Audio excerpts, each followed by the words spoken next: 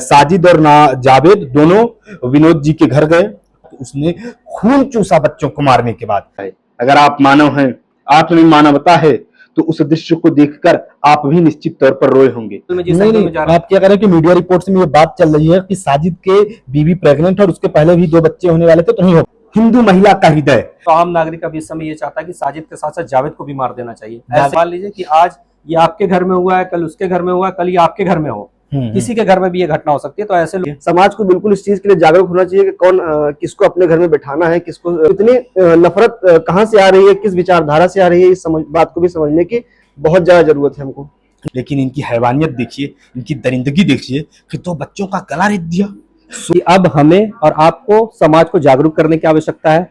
इस बात की जागरूक करने की आवश्यकता है कि हमें किनको अपने घर में प्रवेश करने देना है, किनके साथ हमें उठना है, किनके साथ हमें बैठना है, किनके साथ हमें दोस्ती निभानी है। अब समाज को जागरूक होना पड़ेगा, उन्हें यह तय करना पड़ेगा कि कौन उनके घर के अंदर तक जाने के योग्य है, कौन नहीं है। नमस्कार, मेरा नाम है शुभम शुक्ला और आप मेरा YouTube चैनल देख रहे हैं।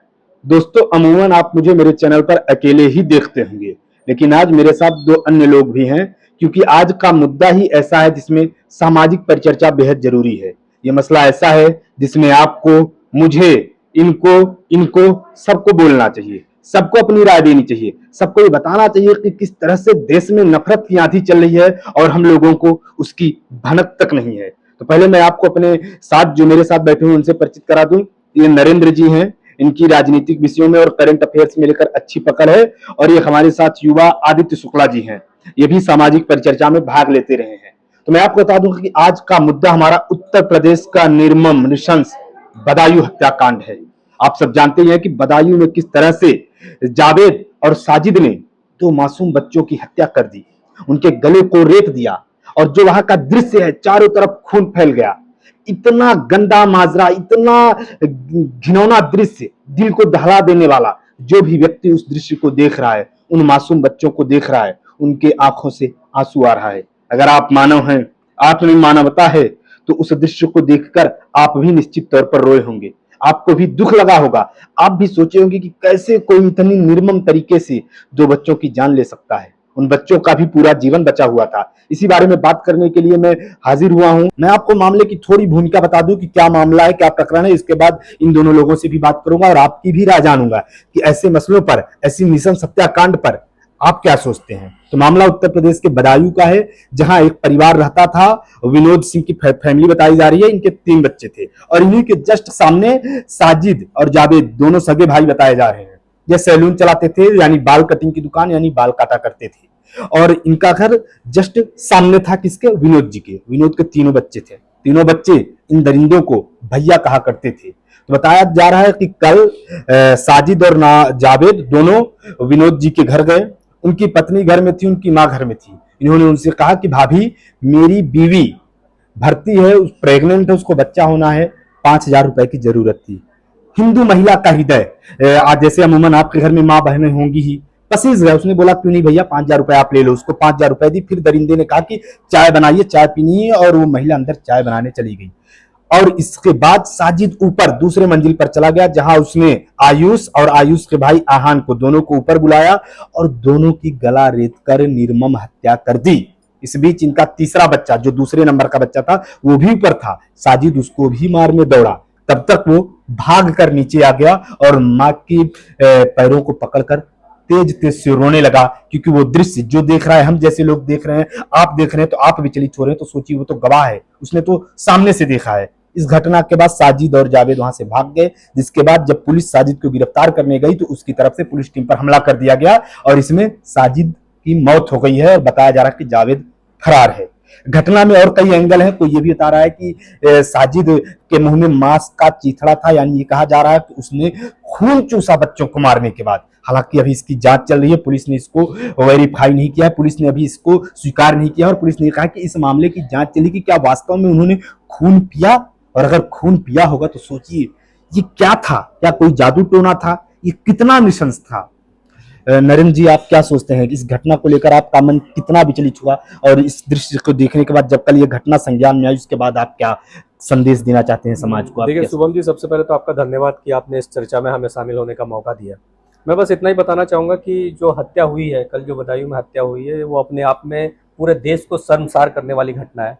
और ये मैं इसलिए कह रहा हूँ क्योंकि एक समुदाय विशेष को हम किसी को टारगेट नहीं करते, हम किसी समुदाय विशेष के बारे में कुछ बोलना नहीं चाहते, लेकिन फिर भी आए दिन जो चीज़ें हम देखते हैं मीडिया के थ्रू, सोशल मीडिया के थ्रू या किसी अन्य मीडिया के माध्यम से जो चीज़ें हम लोग तक आती है, उससे ये साफ जाहिर हो जाता है कि इस समुदाय विशेष में कोई ना कोई प्रॉब्लम तो है। अब ये मैं इसलिए कह सकता हूँ कि जहाँ पर आप दोस्ती, आपके साथ कोई दोस्ती निभा रहा हो, आपको पैसे से मदद कर रहा हो, आपके पारिवारिक ज़रूरतों को पूरा कर रहा हो, आप कैसे उसके, उस घर के या उस परिवार के या उस बच्चों के हत्या के बारे में सोच सकते हैं? इतनी निर्मम हत्या, मतलब हम, आप और हम सोच भी नहीं सकते, जिस चीज़ों को हम सोच नहीं सकते उस चीज़ों को ये इसमें एक तंत्र मंत्र का एंगल आ रहा है, इसको लेकर आपको क्या लगता है, कैसा हो सकता है? देखिए, ये अभी ये जांच का विषय है, पुलिस जांच कर रही है, इस पे कुछ बोलना अभी उचित नहीं होगा। फिर भी मैं ये बोलना चाहता हूँ कि अगर, जैसा मैंने जो सारे रिपोर्ट्स पढ़े उसमें ये पता चला कि उसके 2 बच्चे पहले होने वाले थे जो नहीं हो पाए, और अभी भी उसकी बीवी जो है वो प्रेग्नेंट है। अच्छा। तो इस आधार पर ये बोला जा सकता है कि कहीं ना कहीं ये उस एंगल में, जिस एंगल में जा रहा है। आप क्या कह रहे हैं कि मीडिया रिपोर्ट्स में ये बात चल रही है कि साजिद के बीवी प्रेग्नेंट और उसके पहले भी 2 बच्चे होने वाले थे तो नहीं हो पाए, तो वो बच्चों की चाह में ऐसा करने की संभावना जताई, ये आशंका व्यक्त किया जा रहा है। बिल्कुल, ये आशंका व्यक्त किया जा रहा है और मुझे भी लगता है कि इसमें कहीं ना कहीं कोई एंगल निकल कर आ सकता है। क्योंकि मैं इस पर कुछ भी बोलना नहीं चाहता, अब ये जांच का विषय है, प्रशासन इस पर जांच कर रही है, पुलिस प्रशासन भी इस पे काम कर रही है। साजिद को इनकाउंटर में मार दिया गया है, इस पर आप? देखिए, साजिद को इनकाउंटर मार दिया, मैं तो चाहता हूं, मतलब एक अगर देश की नागरिक की आवाज सुनना चाहे, एक आम नागरिक क्या चाहता है, तो आम नागरिक अभी इस समय ये चाहता है कि साजिद के साथ साथ जावेद को भी मार देना चाहिए। ऐसे लोगों की हमारे समाज में कोई जगह नहीं है। और ये जावेद टाइप के या ये साजिद जैसे लोग अगर हमारे समाज में रहेंगे तो ये मान लीजिए कि आज ये आपके घर में हुआ है, कल उसके घर में हुआ, कल ये आपके घर में हो, किसी के घर में भी ये घटना हो सकती है। तो ऐसे लोगों को समाज में रहने का कोई अधिकार नहीं है। तो ये इनका मानना, अपना व्यक्तिगत मत है कि जावेद का भी इनकाउंटर होना चाहिए। हालांकि परिवार ने, जो लड़के की बच्चे के पिता है और माँ है, उनका ये कहना है कि जावेद को पहले जिंदा अरेस्ट किया जाए और उससे पूछताछ की जाए।